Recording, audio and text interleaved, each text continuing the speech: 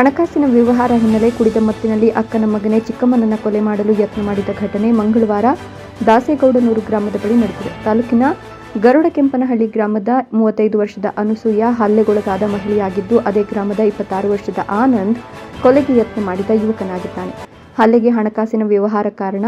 Beer ಬಾಟಲಿನಿಂದ ಕತ್ತು ಹಾಗೂ ಕೈಕಾಲುಗಳಿಂದ ಕೊಯ್ದು ಕೊಲೆಗೆ ಯತ್ನ ಮಾಡಿದ್ದಾನೆ. ಇನ್ನು ಬೂದಿಕೋಟೆ ಪೊಲೀಸರು ಪ್ರಕರಣ ದಾಖಲಿಸಿಕೊಂಡಿದ್ದಾರೆ.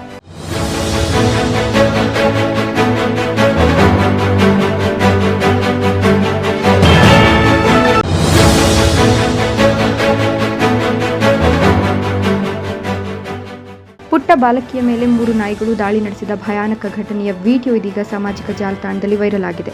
ಘಟನೆಯ ವಿಡಿಯೋ ಸಿಸಿಟಿವಿಯಲ್ಲಿ ಸೆರೆಯಾಗಿದೆ. ವಿಡಿಯೋದಲ್ಲಿ ಬಾಲಕಿ ಮೇಲೆ 3 ನಾಯಿಗಳು ದಾಳಿ ಮಾಡಿದೆ. ಈ ವೇಳೆ ಬಾಲಕಿ ಕಿರುಚಾಡಿದ್ದಾಳೆ. ಕೂಡಲೇ ಒಬ್ಬ ಮಹಿಳೆ ಅಲ್ಲಿಗೆ ಬಂದು ನಾಯಿಗಳನ್ನು ಓಡಿಸಿರೋದನ್ನು ಕಾಣಬಹುದಾಗಿದೆ.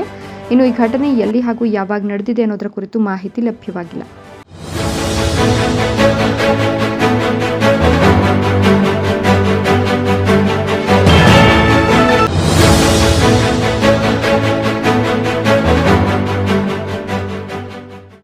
ಜಾರ್ಖಂಡ್ ರಾಜ್ಯದ ದಿಯೋಘರ್ನಲ್ಲಿರುವ ಜಸಿದಿಹನ್ನಲ್ಲಿರುವ ಇಂಡಿಯನ್ ಆಯಿಲ್ ಸ್ಥಾವರದಲ್ಲಿ ಭಾರೀ ಬೆಂಕಿ ಕಾಣಿಸಿಕೊಂಡಿದ್ದು, ಜ್ವಾಲೆಗಳು ವೇಗವಾಗಿ ಹರಡುತ್ತಿವೆ. ದಟ್ಟವಾದ ಹೊಗೆ ಮತ್ತು ಬೆಂಕಿಯ ಜ್ವಾಲೆಗಳು ಸುತ್ತಮುತ್ತಲಿನ ಪ್ರದೇಶಗಳಲ್ಲಿ ಭೀತಿ ಮೂಡಿಸಿದ್ದು, ಬೆಂಕಿ ದುರಂತದ ಹಿನ್ನೆಲೆಯಲ್ಲಿ ಸಮೀಪದ ಗ್ರಾಮಗಳನ್ನು ಸ್ಥಳಾಂತರಿಸಲಾಗುತ್ತಿದೆ.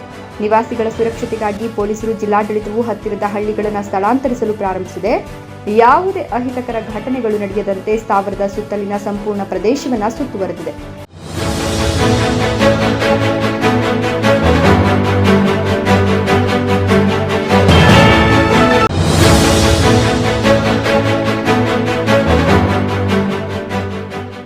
ರಾಷ್ಟ್ರೀಯ ಹೆದ್ದಾರಿಯಲ್ಲಿ ಕೆಎಸ್ಆರ್ಟಿಸಿ ಬಸ್ ಹೊತ್ತಿಯುರಿದ ಘಟನೆ ಇಂದು ಮಧ್ಯಾಹ್ನ ನಡೆದಿದೆ. ಘಟನೆಯಲ್ಲಿ 25ಕ್ಕೂ ಹೆಚ್ಚು ಪ್ರಯಾಣಿಕರು ಪ್ರಾಣಾಪಾಯದಿಂದ ಪಾರಾಗಿದ್ದಾರೆ.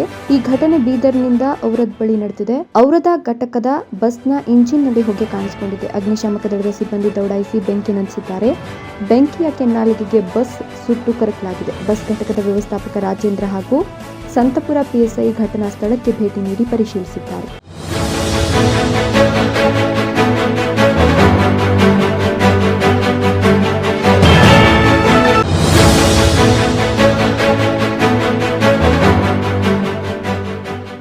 ಜಲ್ಲಿ ಕ್ರಷರ್ ಲಾರಿಗಳು ಅನುಮತಿಗಿಂತ ಹೆಚ್ಚು ಲೋಡ್ ಸಾಗಣೆ ಮಾಡುತ್ತಿದ್ದಾರೆ ಎಂದು ಪಟ್ಟಣದ ಪೊಲೀಸರು 6 ಜಲ್ಲಿ ಕ್ರಷರ್ ಟಿಪ್ಪರ್ಗಳನ್ನು ಬುಧವಾರ ವಶಪಡಿಸಿಕೊಂಡಿದ್ದಾರೆ. ಮಾಲೂರು ತಾಲೂಕಿನ ಟೇಕಲ್ ವ್ಯಾಪ್ತಿಯ ಜಲ್ಲಿ ಕ್ರಷರ್ಗಳಿಂದ ಪಟ್ಟಣದ ವಿವಿಧೆಡೆಗೆ ಜಲ್ಲಿ ಎಂಸ್ಯಾಂಡ್ ಅನ್ನು ಸಾಗಿಸುತ್ತಿದ್ದ 6 ಟಿಪ್ಪರ್ಗಳನ್ನು ಪಟ್ಟಣದ ಪೊಲೀಸರು ವಶಪಡಿಸಿಕೊಂಡಿದ್ದಾರೆ.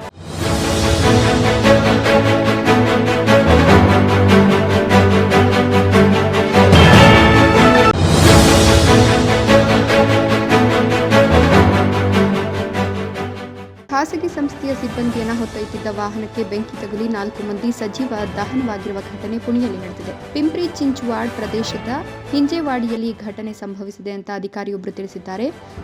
ಟೆಂಪೋ ಟ್ರಾವೆಲರ್ ಕಂಪನಿಯ ಕೆಲವು ಉದ್ಯೋಗಿಗಳನ್ನು ತಮ್ಮ ಕಚೇರಿಗೆ ಕರೆದೊಯ್ದಿದ್ದು, ವಾಹನವು ಡಸಾಲ್ಟ್ ಸಿಸ್ಟಮ್ಸ್ ಬಳಿ ಇದ್ದಾಗ ಇದ್ದಕ್ಕಿದ್ದಂತೆ ಬೆಂಕಿ ಹೊತ್ಕೊಂಡಿತ್ತು. ಇದರಿಂದಾಗಿ ಚಾಲಕ ವೇಗವನ್ನು ಕಡಿಮೆ ಮಾಡಿದ್ದ ಬಳಿಕ ವೇಗವಾಗಿ ಬೆಂಕಿ ಆವರಿಸಿತು.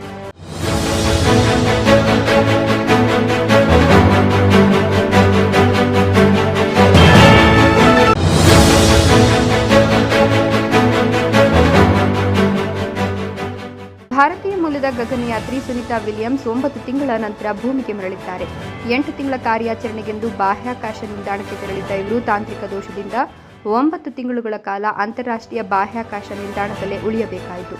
ಈ ಅವಧಿಯಲ್ಲಿ ಇವರು ಹಲವಾರು ದಾಖಲೆಗಳನ್ನು ನಿರ್ಮಿಸಿದ್ದು, ಇಂದು ಬುಚ್ ವಿಲ್ಮೋರ್ ಜೊತೆ ಯಶಸ್ವಿಯಾಗಿ ಭೂಮಿಗೆ ಮರಳಿದ್ದಾರೆ. ಭಾರತೀಯ ಕಾಲಮಾನ ಮಂಗಳವಾರ ಬೆಳಗ್ಗೆ 10:35ಕ್ಕೆ ಸರಿಯಾಗಿ ಬಾಹ್ಯಾಕಾಶ ನಿಲ್ದಾಣದಿಂದ ಬೇರ್ಪಟ್ಟ ಕ್ರೂ ಡ್ರ್ಯಾಗನ್ ಗಗನನೌಕೆ ತನ್ನ 17 ಗಂಟೆಗಳ ಪಯಣವನ್ನು ಆರಂಭಿಸಿ ಭಾರತೀಯ ಕಾಲಮಾನ ಬುಧವಾರ ಬೆಳಗ್ಗೆ 3:27ಕ್ಕೆ ಸರಿಯಾಗಿ ಫ್ಲೋರಿಡಾ ಕಡಲ ತೀರದಲ್ಲಿ ಲ್ಯಾಂಡ್ ಆಗಿದೆ.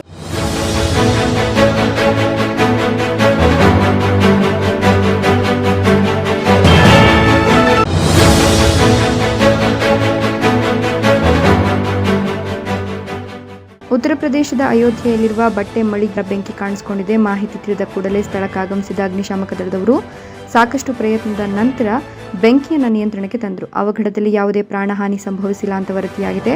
ಆದರೆ 4 ಲಕ್ಷ ರೂಪಾಯಿ ಮೌಲ್ಯದ ವಸ್ತುಗಳು ಸುಟ್ಟು ಕರಕಲಾಗಿವೆ. ಶಾರ್ಟ್ ಸರ್ಕ್ಯೂಟ್ನಿಂದಾಗಿ ಬೆಂಕಿ ಹೊತ್ಕೊಂಡಿರುವ ಸಾಧ್ಯತೆ ಇದೆ ಎನ್ನಲಾಗಿದ್ದು, ಈ ಬಗ್ಗೆ ಪೊಲೀಸರು ತನಿಖೆ ನಡೆಸುತ್ತಿದ್ದಾರೆ.